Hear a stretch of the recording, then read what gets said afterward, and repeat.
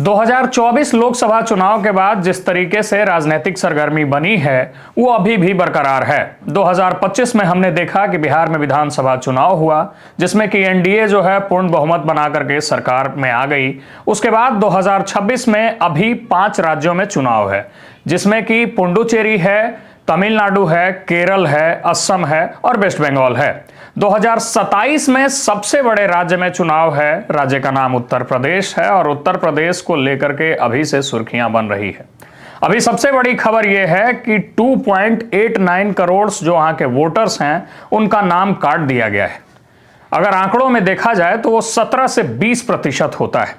हमारे साथ बैठे हुए अभिषेक पाठक हैं जिनसे हम बातचीत करेंगे और इनसे जानने का प्रयास करेंगे कि ये जो वोटर लिस्ट से लोगों का नाम कटा है इसका असर यूपी चुनाव पे कैसा पड़ेगा, इसका असर जो है वो किसको एज देने जा रहा है और किसको फायदा होने जा रहा है। जी देखिए, इसका सकारात्मक जो पक्ष है इस पूरे SIR में जो आप जो जैसा बता रहे हैं आप कि 17 से 20% लगभग वोट कटा है, उसका सीधा असर पहले एक उदाहरण प्रस्तुत कर चुका है बिहार इलेक्शन। और मुझे उस उदाहरण को देखकर कमोबेश ये पूरी तरह से हम कह सकते हैं कि इसका इकलौता फ़ायदा होने जा रहा है भारतीय जनता पार्टी को, मतलब एनडीए गठबंधन को ये फ़ायदा होने जा रहा है। अब रही बात SIR की वोटर्स का नाम क्यों कटे, क्योंकि इसको लेकर बहुत पहले चूँकि इलेक्शन कमीशन भी चीज़ों को स्पष्ट नहीं कर पाया अभी तक कि जो वोटर्स का नाम कट रहा है। जैसे कि आपने देखा होगा कि बिहार इलेक्शन के समय जिस तरह से राहुल गांधी ने प्रेस कॉन्फ्रेंस वगैरह किया था और नेशन वाइड क्या ये खबरें विदेशों में भी छाए थी इन चीज़ों को लेकर कि भाई जो वोटर अधिकार यात्रा भी हुआ था जिसको लेकर कि भाई ऐसा नहीं होना चाहिए। और उसका जो पूरा प्रत्यक्ष रूप से जो असर देखा आपने वो एनडीए गठबंधन को मिला बिहार के इलेक्शन में। तो एक उदाहरण को अगर हम लेकर चले तो इसमें कोई शक नहीं है कि इसका फ़ायदा जो है वो भारतीय जनता पार्टी को मिलने जा रही है। तो क्या हम ये कह सकते हैं कि एक हिसाब से जो विपक्ष के द्वारा सवाल उठाया जा रहा है कि सत्ता का दुरुपयोग हो रहा है वो चरितार्थ होता दिख रहा है? क्योंकि वेस्ट बंगाल में भी ये सवाल जो है ममता बनर्जी के द्वारा कल भी उठाया गया है। हमने देखा कि वो रेड से ग्रीन फाइल निकाल के लाई। उसके बाद उन्होंने ये भी कहा कि पहले SIR के तहत जो है उनके वोटर्स का नाम काटा जा रहा है। अब यूपी में 17 से 20% वोटर ही कम हो गए हैं। 20% बहुत बड़ा आंकड़ा होता है किसी राज्य के लिए। 20% वोट अगर किसी एक गठबंधन को मिल जाए तो वो लोग को एज हो जाता है, वो लोग सरकार में आ जाते हैं। तो क्या सही में ऐसा है जो विपक्ष कह रही है कि सत्ता का दुरुपयोग करके जो है कुर्सी तक पहुंचा जा रहा है?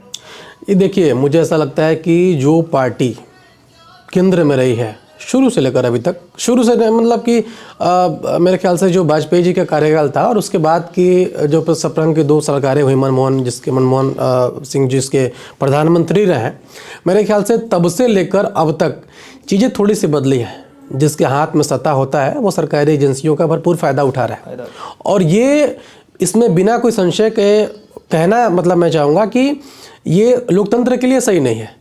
डेमोक्रेटिक कंट्री में बड़ा ज़रूरी होता है कि चूँकि अगर सत्ताधारी पार्टी वो सारे सरकारी तंत्र जो कि स्वतंत्र होते हैं संवैधानिक रूप से, अगर उन पे कोई कमोवेश अगर अपना वो शिकंजा कसने लगे तो वो लोकतंत्र के हित में कहीं से भी नहीं है। और मुझे ऐसा लगता है कि जिस तरह से राहुल गांधी ने वोट अधिकार यात्रा वो शुरू किया था और जिस तरह उन्होंने बताया था कि जो वोटर्स का नाम गड़बड़ हुआ है, जो जिंदा है उसका नाम कट गया है, जो मुर्दा है उसका नाम ऐड हो गया है, तो इस पर सरकार की तो जवाब नहीं बनती। इसमें इलेक्शन कमीशन को आगे आकर पूरी तरह चीज़ों को स्पष्ट करना चाहिए, क्योंकि अगर जब तक स्पष्ट नहीं करेगी विपक्ष इस आरोप को लगाएगा और चीज़ों को स्पष्ट ना करना विपक्ष के आरोप को और भी चरितार्थ कर रहा है। इसमें तो आप कह रहे हैं कि SIR के वजह से बीजेपी को एज है यूपी में, क्लियर तौर पे आप कह रहे हैं। लेकिन वहीं दूसरी तरफ हम जब देखते हैं उत्तर प्रदेश के चुनाव को देखते हैं, वहाँ की राजनीतिक स्थितियों को देखते हैं तो हम ये पाते हैं कि एक बड़ा तबका, एक समाज जो हमेशा से कमोबेश भाजपा का वोटर रहा है वो नाराज चल रहा है। ब्राह्मण समाज को लेके ये जानकारी मिल रही है कि वहाँ के ब्राह्मण समाज के लोगों ने आपस में मीटिंग किया है। वहाँ एक बहुत बड़ा जो है संख्या है ब्राह्मण विधायकों का, वहाँ बहुत बड़ा संख्या है उन राजनीतिक प्रभारों का जो कि वहाँ ब्राह्मण समाज से आते हैं। सब लोगों ने मिलकर एक मीटिंग किया है और ऐसा माना जा रहा है कि उत्तर प्रदेश के ब्राह्मण जो हैं वो भाजपा से नाराज चल रहे हैं। तो क्या इसका खामी जो है भाजपा को भुगतना पड़ सकता है बावजूद इसके कि उनको एज है? जी मैं बताता हूँ। एक बात इसमें यह है कि जो भारतीय जनता पार्टी का सबसे बड़ा चेहरा है उत्तर प्रदेश में, वो हैं योगी आदित्यनाथ। उनके थोड़ा सा उन पहले अगर हम जाएंगे इतिहास में, तो वो उस मठ का नेतृत्व भी कर रहे हैं, जिस मठ पे आरोप लगा हुआ है कि एक समय में वो मठ ठाकुरवाद का एक केंद्र हुआ करता था और उसी के बगल में एक तिवारी हाथा हुआ करता था जो कि गोरखपुर में हुआ करता था, और दोनों में कहीं ना कहीं एक संघर्ष चलता रहता था। अभी भी चल रहा है, कहीं ना कहीं वो परोक्ष रूप से चल रहा है, लेकिन चल रहा है। इस बात को मानिए, जो गोरखपुर के नज़दीक से जानने वाले लोग होते हैं वो बताते हैं इस बात को कि कहीं ना कहीं ये संघर्ष है। उसी संघर्ष को और उसी मन को पोषित करके योगी आदित्यनाथ 25 से 30 वर्ष की आयु में लोकसभा पहुंचे थे। और सौभाग्य कहिए या दुर्भाग्य कहिए, योगी आदित्यनाथ उत्तर प्रदेश के मुख्यमंत्री हैं। आदमी जब एक ऐसे पद पे होता है जो राज्य का नेतृत्व करे, संवैधानिक नेतृत्व, तो उसमें क्या होता है कि वो जात पात धर्म और इन सारी चीज़ों से ऊपर उठ जाता है।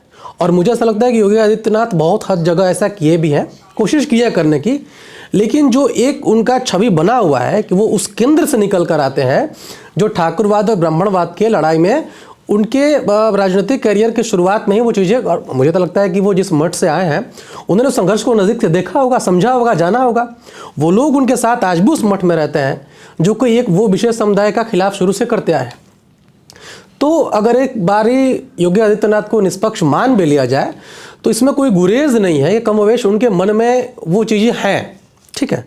और उन्हीं को बड़ा मुद्दा बनाकर विपक्ष इन चीज़ों को ला रही है। उसके पीछे एक और भी कारण है, जानना चाहिए हमको, कि जिस तरह से उत्तर प्रदेश में ये विपक्ष हमेशा से आरोप लगाती है कि एक जाति विशेष के जितने भी दबंग लोग हैं, जितने भी वो लोग जो उस जाति विशेष से आते हैं, वो मतलब दबंगई तो नहीं कर रहे हैं, लेकिन वो बड़े सुरक्षित और बड़े सेफ महसूस कर रहे हैं अभी योगी आदित्यनाथ की सरकार में। लेकिन एक विशेष जाति को छोड़ दे तो वो बाकी जितने भी वैसे लोग हैं, चाहे वो थोड़ा सा भी इधर उधर कर रहे हैं, तो उस पर सख्ती से कार्रवाई हो जा रही है। तो ये चीज़ें थोड़े से मुझे ऐसा लगता है कि योगी आदित्यनाथ को कहीं ना कहीं उसके रूप को पोषित कर रहा है कि भाई ये आदमी जाति विशेष की चीज़ें कर रहा है। जी। जो व्यक्ति समाज को, परिवार को, घर को, मोह को छोड़ के योगी बना, जिसने गेरुआ वस्त्र धारण किया, क्या वो अब भी ठाकुरवादी है, ऐसा आप कह रहे हैं? जी देखिए, एक आपको बात बता देते हैं। मैंने इसीलिए ये कहा कि योगी आदित्यनाथ भारत के संख्या में सबसे बड़े प्रदेश वाले राज्य के मुख्यमंत्री हैं, और मुख्यमंत्री पद एक संवैधानिक पद होता है। कोई चाह के भी पक्षपात नहीं कर सकता कभी भी, इस बात का हमेशा से ध्यान रखना होता है। वो ओपन पक्षपात तो नहीं कर रहे हैं, लेकिन जहाँ उनका लालन पालन हुआ है, जिस घर में उनका लालन पोषण हुआ है, क्योंकि विपक्ष हमेशा उस मुद्दे को भुनाता है। मैं ये बात अपने मन से नहीं कह रहा हूँ, विपक्ष उस मुद्दा को हमेशा से उठाया है कि आपका पोषण वहाँ हुआ है जो एक जाति विशेष के वैमनस्य रखने वाले हाथे में आपका लालन पालन हुआ है, आपकी जवानी पली बड़ी है वहाँ पे, इसलिए उसको आरोप लगाया जाता है। और मैं इस आरोप को हमेशा से डायरेक्ट उन पर लगा नहीं रहा हूँ कि वो कार्य कर रहे हैं, उनकी छवि ऐसी बनी हुई है, इसलिए उस चीज़ को लोग और भी पोषित कर देते हैं कि हाँ ये वही योगी आदित्यनाथ हैं जो ठाकुरवाद वाले परंपरा से आते हैं। ये मैं कह रहा हूँ। अभिषेक जी, एक सवाल ये भी उठता है कि उत्तर प्रदेश संख्याओं के मामले में पूरे देश का सबसे बड़ा प्रदेश है, 80 लोकसभा सीट्स टोटल वहाँ हैं, और अभी जो कंसेक्यूटिवली तीनों जगह चुनाव हुआ है, हम बिहार को देख लें, हम यूपी को देख लें, बंगाल को देख लें, लोकेशनली जोग्राफिकली भी तीनों सटे हुए क्षेत्र हैं। तीनों जगहों पे जिस भी पार्टी की सरकार रहती है उसको ऑलरेडी लोकसभा में एज मिलता है। ऐसा शुरू से हमने देख रखा है। बिहार में 40 लोकसभा सीट, 80 लोकसभा सीट उत्तर प्रदेश में, और 42 लोकसभा सीट वेस्ट बंगाल में। कुल मिलाकर अगर हम संख्याओं की बात करें तो 162 सीट अकेले ये 3 राज्य दे देते हैं। बाकी के अगर 25 राज्यों को छोड़ भी दिया जाए तो। इस बीच एक खबर ये भी चलती है कि लोकसभा में तो ऑलरेडी यूपी ने जो है झटका दे चुका है बीजेपी को। दूसरी तरफ हम ये सुनते रहते हैं, समर्थकों का हमेशा से ये मांग रहा है कि यूपी के जो मुख्यमंत्री हैं योगी आदित्यनाथ, उनको प्रमोट किया जाए। प्रमोट से क्या मेरा अर्थ है आप समझ रहे होंगे। तो क्या सही में तंत्र मंत्र सब जो है कहीं ना कहीं योगी को भी साइड आउट करने में लगे हुए हैं? और यूपी में जो बिखराव दिख रहा है, जैसे कि ब्राह्मणों का जो एक बिखराव आपने कहा कि ब्राह्मण जो नाराज चल रहे हैं, दूसरी बात ये हो गई कि ऑलरेडी 2024 में झटका लग चुका है, और तीसरे तरफ जो एक प्रोमोट और डिमोट को लेकर के बातें कही जा रही है, तो इसका असर बीजेपी पे कितना पड़ने जा रहा है और इससे सपा को कितना फायदा होने जा रहा है? सपा पीडीए की भी बात कर रही है। जी, मैं एक बात आपको बताऊं कि जो समाजवादी पार्टी है वो 27 वाले इलेक्शन में बिहार का हश्र देखते हुए बहुत फूक फूक के कदम रख रही है, क्योंकि जिस तरह से जिस तरह से सुपड़ा साफ हुआ है यहाँ पे विपक्ष का, वो बहुत फूक फूक के कदम रखना चाह रही है। ठीक बात है। वो अगर हम ये कह दें कि समाजवादी पार्टी ब्राह्मणों की बड़ी हितैषी पार्टी होगी, तो ये कहना बहुत प्रासंगिक नहीं होगा। ये इसलिए नहीं होगा कि समाजवादी पार्टी बस इसलिए ब्राह्मण की बड़ी चाह वाली पार्टी बन रही है क्योंकि उसको पता है कि ब्राह्मण का जो वहाँ पे वोट फीसदी है वो लगभग 13 से 14% है, जो कि एक सरकार को बनाने और गिराने में बड़ी भूमिका निभाएंगे। वर्तमान में मेरे ख्याल से 90 के आसपास विधायक हैं ब्राह्मण जाति से जो आते हैं उत्तर प्रदेश कॉन्स्टिट्यूंसी में। जी, और मेरा ऐसा मानना है कि एक जाति विशेष को खुश करके समाजवादी पार्टी, उसका एक ही टारगेट है कि भाई हम इस पार्टी इस जो ये जो पूरी जाति है वो मेरे पल्ले में आ जाए, क्योंकि जो 2-3 बड़े चेहरे हैं ब्राह्मणों के वहाँ पर, या फिर कह लें कि हुआ करते थे, और जो उनके वंशज वगैरह हैं, हरिशंकर तिवारी, हाँ, पंडित हरिशंकर तिवारी और उनके जितने भी लड़के वगैरह हैं, वो थोड़े से सॉफ्ट कर्नर क्या, वो तो समाजवादी पार्टी में शुरू से रहे भी है, और चिल्लू पार से वो इस बार तो हार गए हैं, फिर 2 बार से मेरे ख्याल से एमएलए से हार रहे हैं। बाकी समाजवादी पार्टी से ही वो विधायक और सांसद उनके लड़के दोनों बन चुके हैं हरिशंकर तिवारी के। उनका इस तरफ से नेतृत्व करना, मुझे ऐसा लगता है कि भारतीय जनता पार्टी और समाजवादी पार्टी दोनों के लिए थोड़ा सा इस बार का इलेक्शन मुश्किल और टफ होने वाला है। भारतीय जनता पार्टी के लिए इसलिए टफ होने वाला है कि जो एक बहुत मजबूत वोट फीसदी था ब्राह्मणों का, वो थोड़ा सा नाराज है। अगर वो सच में ये वोट के रूप में नाराज हो गया तो मुश्किल तो होगी। हमने 24 भी देखा है। 24 देखा है हमने। ठीक है, 24 के पीछे तो एक और कारण था कि योगी आदित्यनाथ को और केंद्र से लेकर आंतरिक जो कला है भारतीय जनता पार्टी की आंतरिक कला, किसी आंतरिक कला का मैं बात करूं जी, वो देखिए, वो आंतरिक कला, मुझे ऐसा क्या लगता है कि किसी भी पार्टी में अगर आप नेतृत्व को खुश न करके नहीं चलेंगे तो थोड़ा सा उसको लेकर सख्ती किया जाता है। आपको याद होगा कि, और इसमें पीआर बड़ा रोल निभाता है। आप नए पत्रकार हैं, डिजिटल पत्रकार हैं, मेरे ख्याल से पीआर का बड़ा रोल होता है। ठीक बात है। एक उदाहरण मैं प्रस्तुत करूंगा यहाँ पे आपको। अभी से 2-4 महीने पहले नितिन गडकरी को इस रूप में देखा जाता था कि भाई वो नरेंद्र मोदी को हटाकर इस देश के प्रधानमंत्री बन सकते हैं। एक योजना बनी उनके खिलाफ, एक पीआर स्थापित किया गया, और पीआर में क्या कराया गया कि उनके जो लड़के हैं उनको इस तरह से कुछ ऐसे बिजनेस वगैरह में करके, और जो सैकड़ों फीसदी की जो बढ़त हुई है, बढ़त हुई थी, क्या हुआ था उनकी कमाई में, उस चीज को इस तरह से प्रेषित किया गया, वो शायद जय शाह के खिलाफ नहीं किया गया होगा। इथेनॉल का मामला, जो इथेनॉल का जो मामला सामने आया था, वैसे उनके कंपैरिजन में हम बात करें तो जय शाह अभी तो बहुत ही आगे है। एक बात, हाँ, एक नॉर्मल गुजरात के गृह मंत्री का बेटा आता है और वो बीसीसीआई का एकदम सर्वा बन जाता है, तो ये बहुत बड़ी चीज़ है। लेकिन पीआर इस पे काम नहीं किया। अब मैं पीआर का उदाहरण मैंने इसलिए प्रस्तुत किया कि सब कुछ अंतर कला का रूप देना है। यहाँ पे नितिन गडकरी की छवि को गिराना था।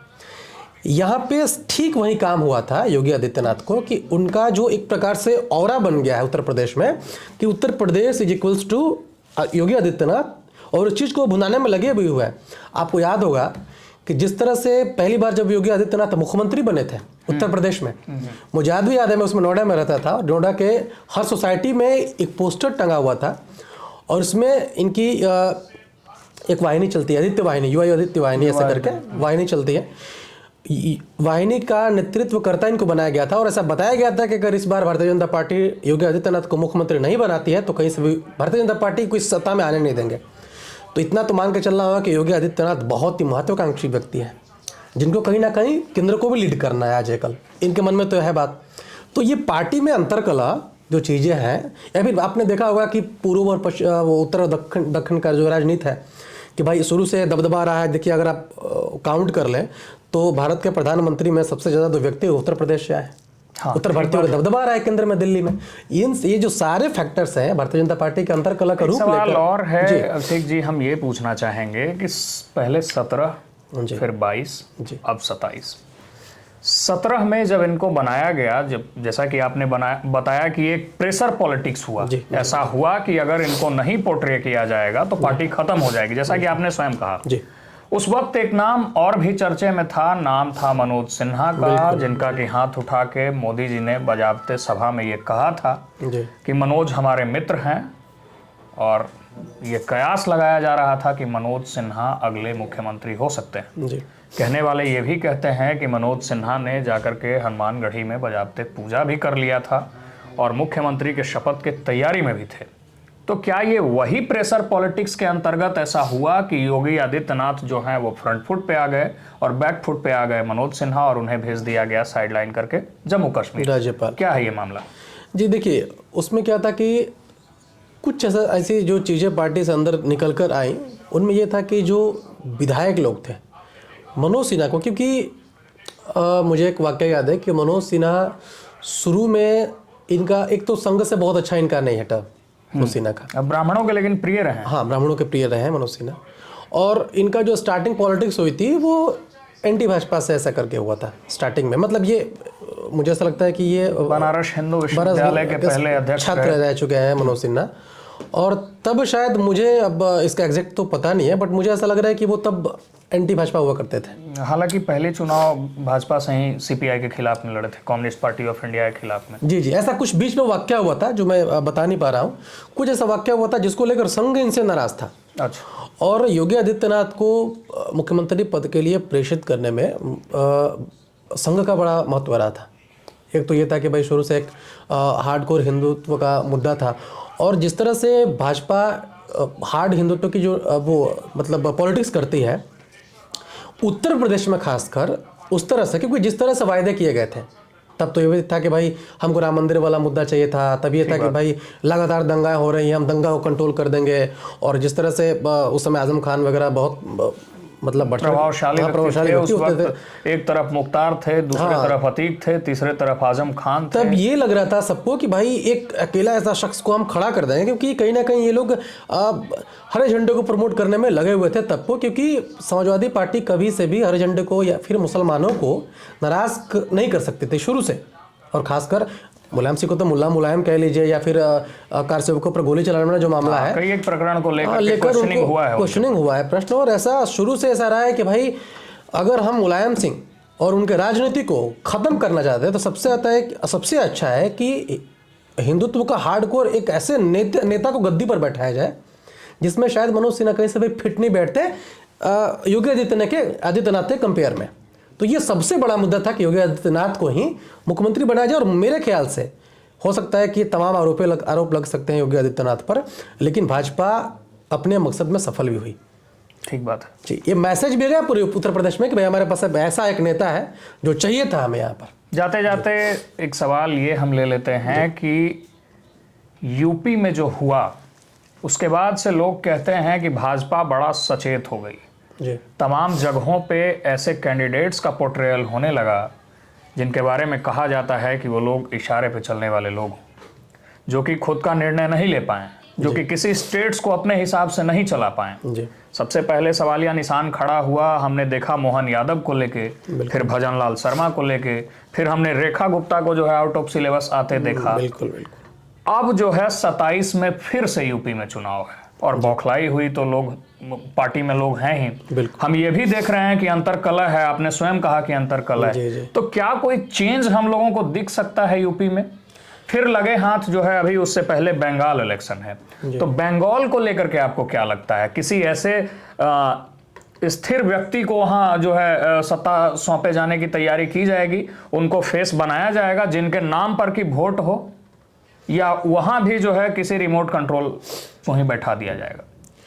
देखिए 27 का जो इलेक्शन होने वाला है, जो योगी आदित्यनाथ, हाँ उत्तर प्रदेश में, मुझे ऐसा लगता है कि योगी आदित्यनाथ को हटाना इतना आसान तो नहीं है, क्योंकि एक बार कम से कम प्रजातांत्रिक व्यवस्था से तो नहीं, बिल्कुल नहीं। जिस तरह से उनकी, एक बात समझिए आप, वहाँ के लाख ब्राह्मण नाराज हो जाए उत्तर प्रदेश में, लेकिन योगी आदित्यनाथ का जो पकड़ हो गया है, जिस तरह से उन्होंने काम किया है।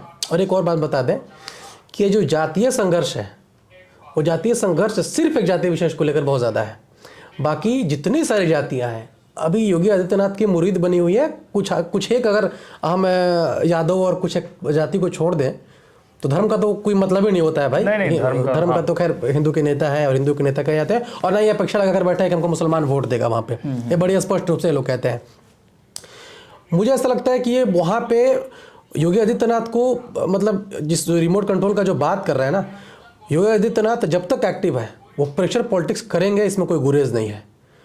इसका एक जो आप 24 का बार बार उदाहरण प्रस्तुत करते हैं, उस उदाहरण में प्रजातंत्र के चलते कुछ नहीं हुआ था।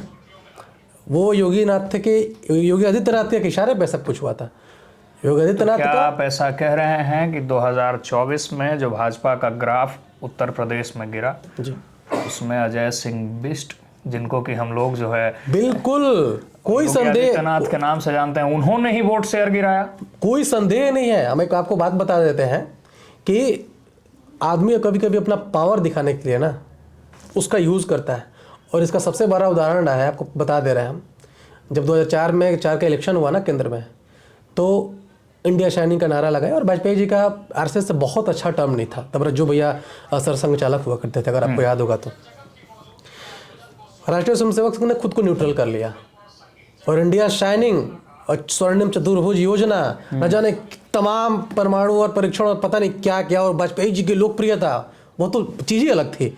आज लाख मोदी जी वो सब कुछ कर रहे हैं, लेकिन वो लोकप्रियता संभव नहीं है। उस लोकप्रियता के बावजूद भी भाजपा के बुरी हार हुई थी, आपको याद है। और उसके पता है पीछे सबसे बड़ा फैक्टर क्या था? संघ का न्यूट्रल हो जाना। संघ के बारे में ऐसा कहा जाता है जी कि संघ थोड़ा सा उस समय न्यूट्रल हो गया था इस चीज़ को। तो मैं ये बात दावे के साथ तो नहीं कह सकता कि भाई जाकर बाकायदा योगी आदित्यनाथ ने बोला है कि भाई भाजपा को वोट नहीं देना है, भाजपा को वोट नहीं देना है। लेकिन इस पॉलिटिक्स को समझिए आप। सीट बंटवारे को लेकर लगातार ऐसे अंदर से खबरें आ रहे थे कि योगी आदित्यनाथ खुश नहीं है। और एक इल्जाम ये भी रहा है कि संघ भी नाराज था यूपी को लेके, कि संघ जिन जिन प्रत्याशियों को चाहता था उनका पोर्ट्रेयल नहीं हुआ। एक्सेप्शनली पारसनाथ राय एक गाजीपुर से आए, जिनको कि अंसारी के खिलाफ लड़ा दिया गया, कमजोर कैंडिडेट भी थे। बाकी जगह क्या ऐसा सही में था कि आरएसएस के लोगों का भी जो है बात नहीं सुना गया, आरएसएस का भी जो है वहाँ? जी देखिए, वर्तमान में क्या है, जिस तरह भारतीय जनता पार्टी अपना काम कर रही है, मुझे ऐसा लगता है कि भारतीय जनता पार्टी वाजपेयी जी के समय से ही, बीच में तो जिस तरह से भाजपा कमज़ोर हो गई थी 4 की इलेक्शन हारने के बाद, 9 में बुरी तरह हार गई भाजपा, तो ये लोग संगम शरणम हो गए थे। भाई चलो अब तो संघ ही है जो अपने को उठाएगा। संघ मुझे एक लगता है ना कि एक लेवल के जाने के बाद भारतीय जनता पार्टी में संघ या तो न्यूट्रल हो जाता है या फिर धाराशायी हो जाता है। आप और कुछ एक राज्यों में, जैसे राष्ट्रीय स्वयंसेवक संघ उत्तर प्रदेश में मजबूत स्थिति में, वहीं बिहार में फुस है।